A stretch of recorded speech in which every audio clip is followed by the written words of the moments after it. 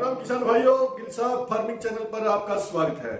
हमारे 60 दिनों के ऑनलाइन कोर्स में आज 9वें दिन में हम बात करेंगे एक ऐसी सबसे बड़ी गलती की जो हमारे देश के 80% पशुपालक भाई है जो अनजाने में कर बैठते हैं और बाद में कहते हैं कि साहब हमारी कटड़ी बछड़ी बढ़ती नहीं है या फिर कमजोर रह गई है। भाइयों, आज अपनी कटड़ी बछड़ी पूरे 10 दिन की हो चुकी है और आज का दिन इसके जीवन का सबसे महत्वपूर्ण दिन है क्योंकि आज इसे देने जा रहे हैं इसकी पहली डिवॉर्मिंग यानी पेट के कीड़े मारने की पहली दवा।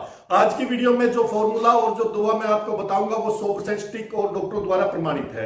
इसे ध्यान से नोट कर लेना ताकि भविष्य में आपको कहीं और भटकना ना पड़े। पेट में कीड़े होने का सच कई भाई सोचते हैं कि अभी तो कटड़ी बछड़ी ने सिर्फ माँ का दूध पिया है, बाहर का कुछ खाया पिया नहीं है, तो पेट में कीड़े कहां से आ गए। भाइयों, इस धोखे में बिल्कुल मत रहना। कटड़ी बछड़ी के पेट में राउंड वर्म यानी गोल कीड़े पैदा होते हैं। ये कीड़े कटड़ी बछड़ी के जन्म लेने से पहले ही जब वो अपनी माँ के पेट में होती है तब नाल के जरिए या जन्म के बाद माँ के पहले दूध यानी खींच के जरिए उसके पेट में पहुंच जाते हैं। इसलिए 10वें दिन दवा देना बेहद जरूरी है। पहली डिवॉर्मिंग का अचूक फॉर्मूला और सही दवा। अब बात करते हैं दवा की। बाजार में बहुत सी दवाएं मिलती हैं लेकिन 10वें दिन की कटड़ी बछड़ी के लिए सबसे सुरक्षित और अचूक साल्ट कौन सा है उसे ध्यान से सुनिए। पहली डिवॉर्मिंग के लिए सबसे सुरक्षित साल्ट है पिपोराजिन लिक्विड या फिर पायोराटेल पामोएट। बाजार में मिलने वाले प्रसिद्ध नाम आप मेडिकल स्टोर पर जाकर सीधे पिपोराजिन सिरप या फिर पायराटेल सिरप मांग सकते हैं। दवा की स्टिक मात्रा यानी कि डोज कटड़ी बछड़ी को दवा हमेशा उसके वजन के हिसाब से दी जाती है। अंदाजे से दवा कभी ना देना।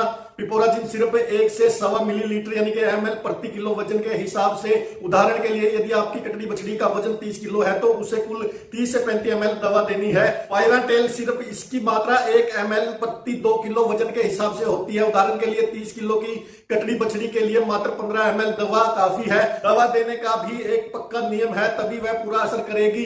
दवा हमेशा सुबह के समय खाली पेट देनी है। दवा देने के कम से कम 1 घंटा पहले और 1 घंटा तक कटड़ी बछड़ी को मां का दूध बिल्कुल नहीं पिलाना है। दवा देने से ठीक 10-15 मिनट पहले कटड़ी बछड़ी को 20 से 30 ग्राम पुराना गुड़ पानी में घोलकर पिला दे या चटा दे। मीठा पेट में जाते ही सारे कीड़े एक जगह इकट्ठा हो जाते हैं और जब ऊपर से दवा जाती है तो सारे कीड़े एक साथ खत्म हो जाते हैं। अब भाइयों, इस दवा के फायदे नुकसान और यह कितने समय में काम करेगी उससे भी सीधे शब्दों में समझ लीजिए। यह दवा कितने समय में काम करेगी। दवा देने के 24 से 48 घंटे के भीतर यानी 1 से 2 दिन में सारे कीड़े गोबर के रास्ते बाहर निकल आते हैं। इस दवा के फायदे क्या है। पेट के कीड़े मरते ही कटड़ी बछड़ी जो भी दूध पिएगी वह पूरा उसके शरीर को लगेगा। उसकी बढ़वार यानी कि ग्रोथ तेज होगी।